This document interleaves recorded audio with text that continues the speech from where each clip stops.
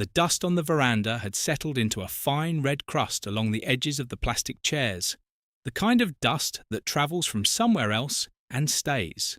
I noticed it the morning everything became clear, not because it mattered, but because your eyes find something small to rest on when the large thing in front of you is too heavy to look at directly.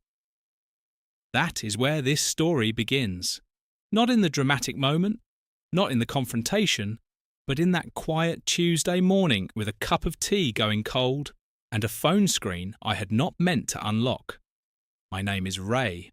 I farmed cattle in Western Queensland for 4 decades on a property that covered more ground than some people drive in a week. You do not manage land like that without developing a particular kind of patience. You learn to read slow signs. You learn that consistent input produces reliable output. Not immediately, not dramatically, but eventually, and with certainty. I applied that principle to everything in my life.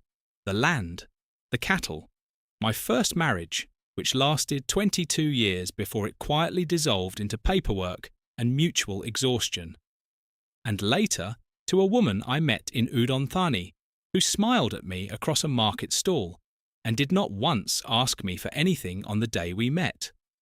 I remember thinking, this one is different. I held on to that thought for 3 years. I held on to it longer than I should have. Before any of that, though, let me tell you about a woman at a guest house in Nong Khai who, within 40 minutes of sitting down beside me at breakfast, had told me she needed 11,000 baht for her mother's dialysis, and looked at me with an expression engineered for exactly that request. I want you to hold that image in your mind, because my reaction to her tells you more about who I am than anything I could describe directly. There is one other detail from that first year I want you to file away. Something small. A habit she had. Whenever money moved, whenever anything financial changed hands, she would fold the receipt, not throw it, fold it, and place it inside the front cover of a notebook she kept in the kitchen drawer. I thought it was charming at the time. An organised woman. A careful woman. I know now exactly what those receipts were for. I had sold the property in late 2019 after the second consecutive drought year made the numbers impossible to ignore. 483,000 Australian dollars after all debts were settled. Clean money, patient money. The kind of money that takes 40 years to accumulate and about 3 years to trust someone with. I was not careless. I was not naive in the way people imagine. I was applying the only framework I had ever known. Provide consistently, watch what happens, adjust if necessary. I had applied it to livestock for 40 years, and it had never failed me. At the guest house in Nong Khai, when the woman with the dialysis story looked at me and waited, I picked up my plate and moved to the other end of the table. I did not say anything unkind. I did not explain myself. I simply moved, and that instinct, that quiet, unhurried disqualification, is the thing I want you to understand about me. It's because what happened later was not stupidity. It was something more specific than that, and more difficult to defend against. By the end of 2020, I was living in a rented house in Udon Thani on roughly 62,000 baht a month, drawn from a managed account my accountant in Brisbane had set up before I left. Enough to live well, save moderately, and remain generous without being reckless. I had no debt. I owned nothing in Thailand, which was, at that point, both legally sound and psychologically comfortable. The house was clean, the town was manageable, and I had started doing what I had always done in new territory. Watching before committing. The first time I tried to establish a small income stream from the Thailand side was I made 7 approaches to guest house operators in 3 different provinces about a livestock consultancy arrangement. The idea was straightforward. There are Brahman cattle operations in the northeast that are badly managed by Australian standards, and there is money available from agricultural development programs if the paperwork is correctly structured. Of the 7 approaches, 4 did not respond. Two offered arrangements that would have required me to become a Thai company director, which my visa status prevented. And one, a woman in Khon Kaen who ran a small beef operation on leased land, sat with me for 3 hours and told me everything she needed, then asked me the following week to provide the consulting at no charge because the relationship itself was the value. I declined. Politely, I moved on. The breakthrough came on the 11th approach. A cooperative in Sakon Nakhon that was attempting to certify a small herd for a Bangkok supermarket chain needed someone who understood traceability documentation to Australian export standard. That I could do in my sleep. By the end of the 3rd month, that arrangement was generating 47,000 baht a month in consulting fees, structured through a Thai partner company with a formal service agreement. Not life-changing money, but money that was mine, earned in the place I had chosen to live, which matters more than the figure suggests. Looking back, I now understand that the income confidence changed my posture. It made me feel settled in a way that pure savings money never quite does. And settled men make different decisions than men who are still calculating exits. I was no longer calculating an exit. That is the thing I should have held on to more carefully. The dating period, I hesitate to call it that, but that is what it was, began 6 months after I arrived, which felt reasonable to me and probably seems laughably cautious to anyone under 50. I had been on 5 dates by the time I met her. The first woman was perfectly pleasant and told me within 20 minutes that her previous boyfriend had been Canadian and very generous. The second was a schoolteacher who spent the entire dinner on her phone and then apologised by explaining she was managing a family situation, which I understood, except the situation appeared to involve booking a flight. The third spoke almost no English, and I spoke almost no Thai, and we sat in a restaurant for 90 minutes communicating primarily through gesture, which was actually the most honest interaction of the 5. The fourth I will not detail because the story is unkind, and she deserved better than my judgment of her. The 5th stood me up, and so I decided to do something I had resisted. I decided to be explicit, upfront, and slightly uncomfortable about exactly what I was and what I was not. I would tell any woman I met that I was 69 years old, that I had a consulting income but not an unlimited fund, that I was not looking for a nurse or a trophy, and that I operated on loyalty and expected the same. If that disqualified me, I preferred to know quickly.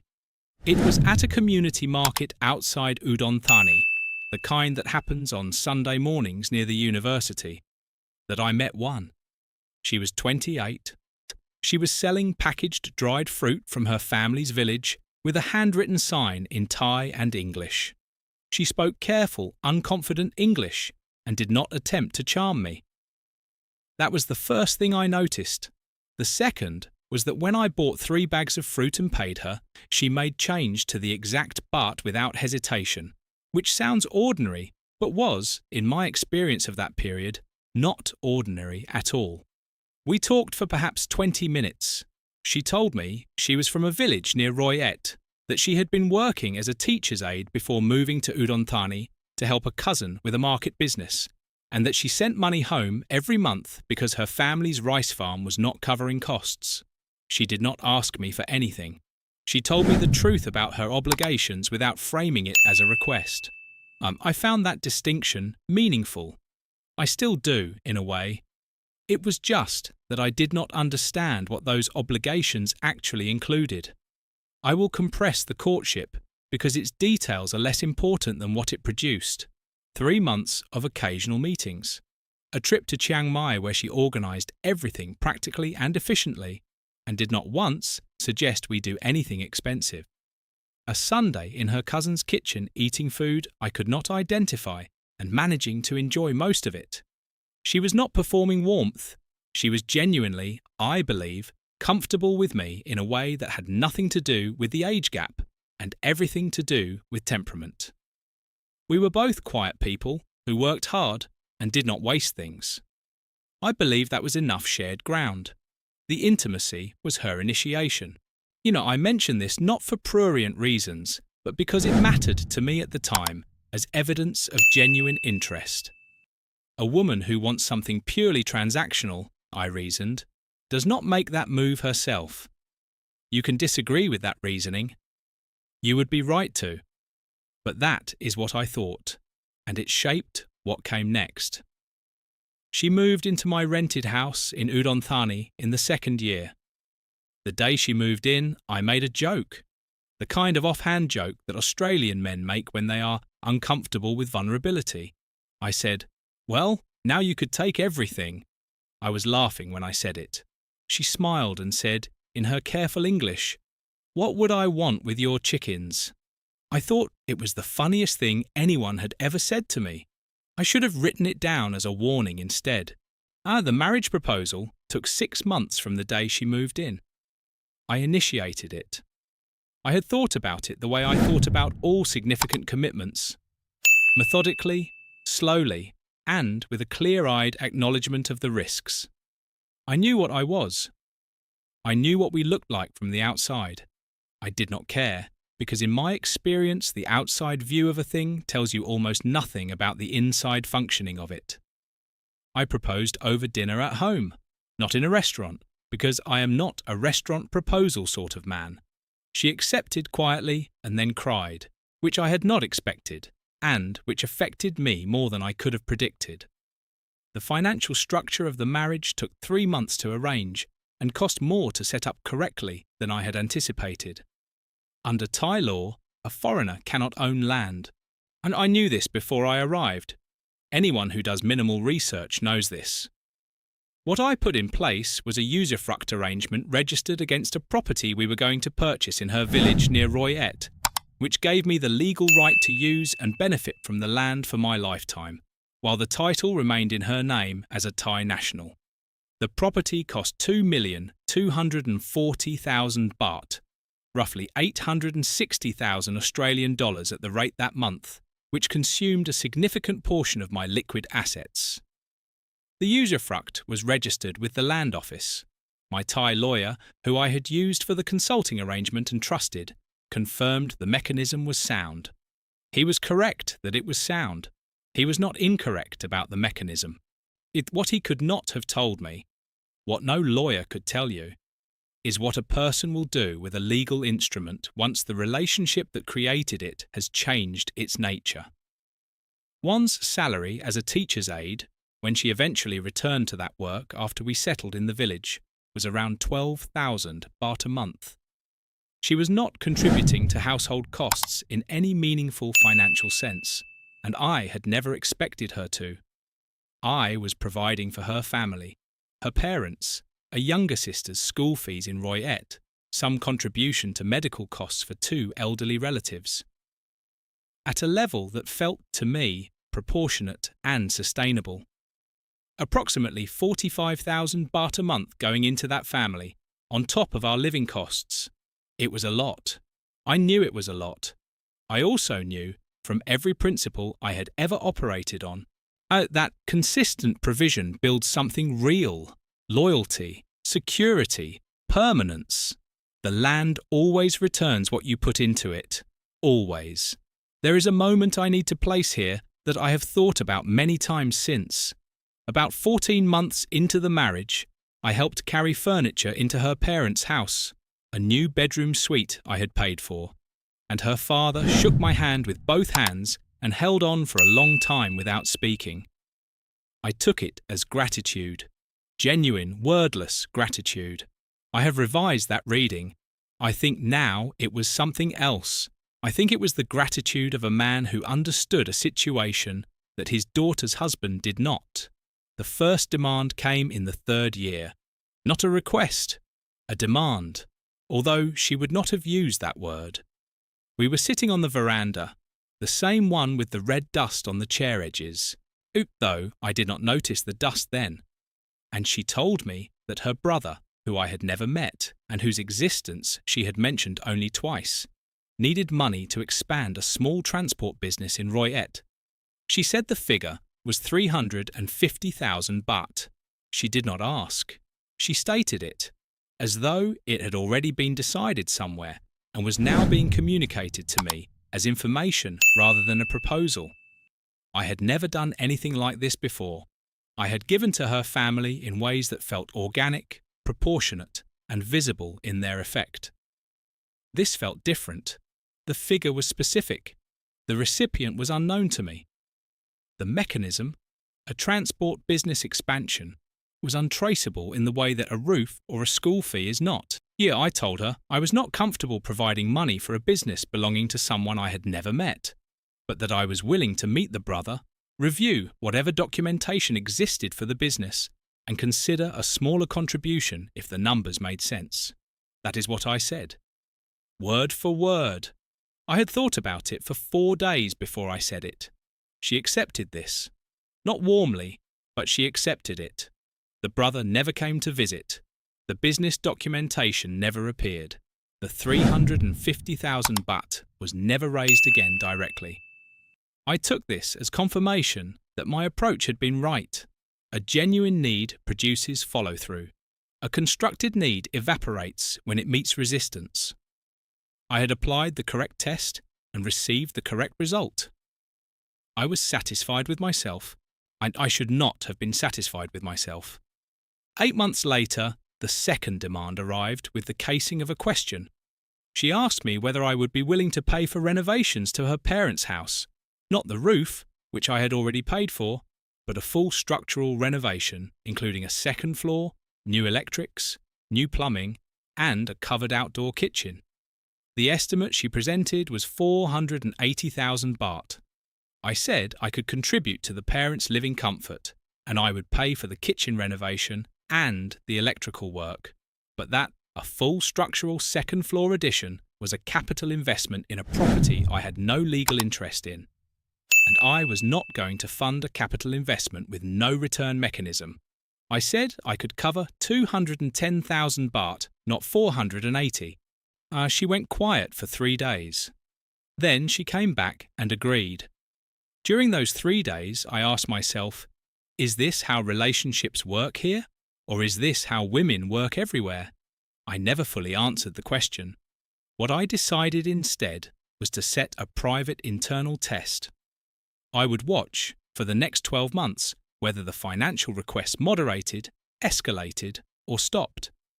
If they moderated or stopped, I would read that as adjustment and accept it.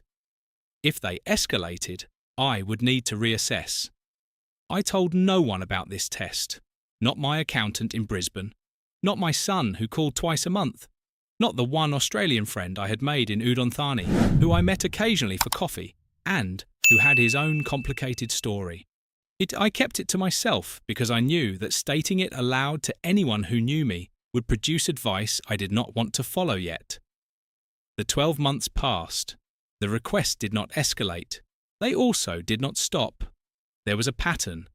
One significant ask every 3 to 4 months, each below the threshold I had established as resistance triggering, each framed in the language of family need rather than personal want. It was a calibrated pattern. I did not recognize it as calibrated at the time. I recognized it as a managed negotiation between 2 people with different financial positions who had found a working rhythm. I was wrong about the nature of the rhythm. The Tuesday morning started ordinarily. One had gone to her parents' house the previous evening. This happened regularly, 2 or 3 times a month. Overnight stays that I had never questioned because they had always been consistent and always followed the same pattern. I was making tea. Her phone was on the kitchen counter because she had left it charging. I was not looking at it. I reached past it to get a spoon, and the screen lit up with a notification from an application I did not recognize. The notification contained a name and a partial message. The name was not a relative's name. I knew every name in her family at that point. I had paid medical bills and school fees and utility invoices, and you learn names when you are tracking money that carefully. This name was not on any document I had ever seen. I did not unlock the phone. I want to be clear about that. What I did instead was open my laptop and go into the shared account we used for household expenses. the account into which I deposited funds monthly, and from which she managed all village-related costs. I had not audited this account in 18 months because the pattern had felt stable, and I am not, by nature, a suspicious man. In 40 years of farming, I had employed dozens of people and never once conducted an unannounced audit. I considered audits a form of distrust, and I did not want to be the kind of man who operated from distrust. That principle had served me well with livestock contractors and fencing crews and shearing teams. It had not been designed for this situation. The account told a story I had not been told. Over 31 months, there had been 112 transfers to a single recipient, a mobile banking account registered in Khon Kaen province. The transfers were irregular in size, which is why I had not noticed them as a pattern during the months I had glanced at statements. They ranged from 3,000 baht to 22,000 baht. The total, across the 31 months, was 714,000 baht, approximately 276,000 Australian dollars, from money I had provided for her family's rice costs and medical bills and her sister's school fees. 714,000 baht, non-round, devastating. I pulled up the land title on the property. I already knew what I would find, but I needed to see it again with the new frame in place. My usufruct, registered, confirmed, I'd legally sound, was still there, and so was a registered lien against the property that I had not authorised, that had been registered 6 months after the marriage, using documentation I had signed in a different context. My Thai lawyer, whom I had trusted, had not been involved. A different land office, a different agent, and my signature on a document I believed at the time was related to the usufruct renewal. The lien was not enormous, 320,000 baht. But it had been registered without my knowledge in favour of a third party I had never met, in Khon Kaen. She had, without ever asking me directly, taken everything, not all at once, not dramatically, slowly and patiently, and in amounts small enough to stay beneath the level where a trusting man begins to look more carefully. She had applied, to me, of the same principle I had applied to the land for 40 years.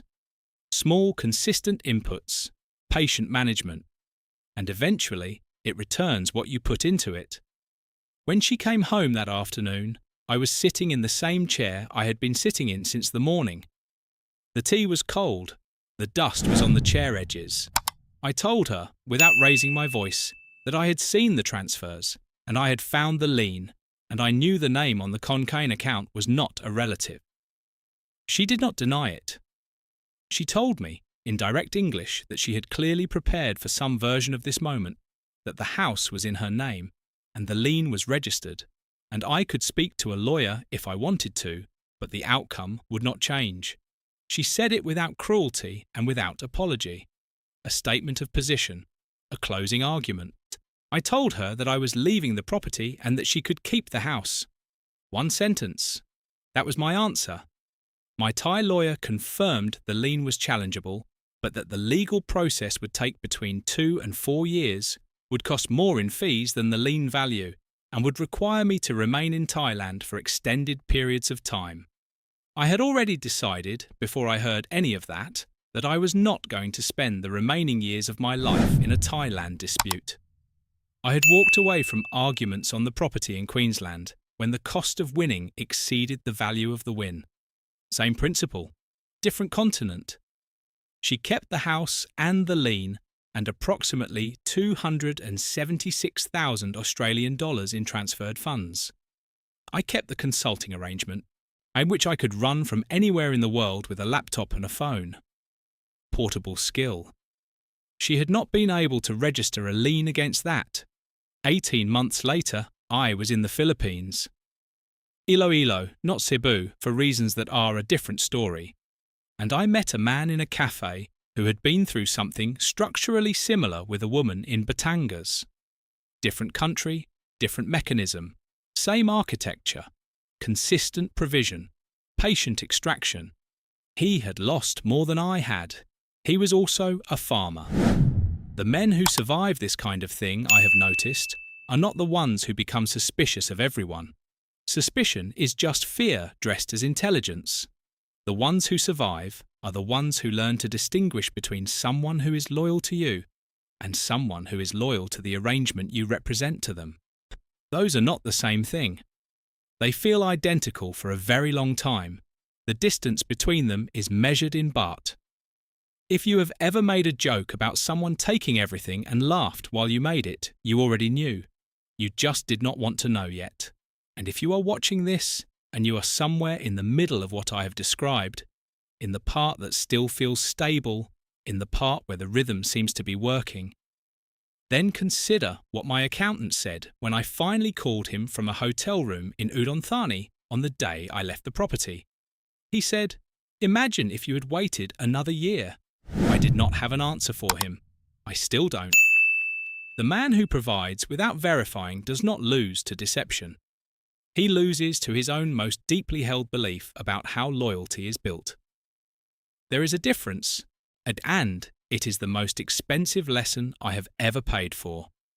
The next story on this channel belongs to someone who also believed the principle was sound, until the land stopped returning what he had put into it.